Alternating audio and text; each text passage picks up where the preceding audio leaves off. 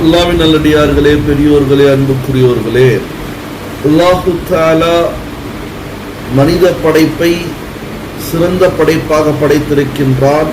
அந்த படைப்பிலும் மிகவும் சிறந்த படைப்பு யார் என்று சொன்னால் அது நபிமார்கள், ரசூல்மார்கள் என்பது நமக்கெல்லாம் தெரிந்த ஒரு விஷயம்.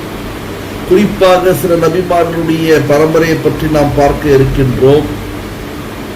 ஹஜ்ரத் நூஹ் அலைஹிஸ்ஸலாத்து வஸ்ஸலாமுடைய பரம்பரையில் வந்தவர் தான் ஹஜ்ரத் தாவூத் அலைஹிஸ்ஸலாம். ஹஜ்ரத் தாவூத் அலைஹிஸ்ஸலாத்து வஸ்ஸலாமுடைய மகனார் தான் ஹஜ்ரத் சுலைமான் அலைஹிஸ்ஸலாத்து வஸ்ஸலாம்.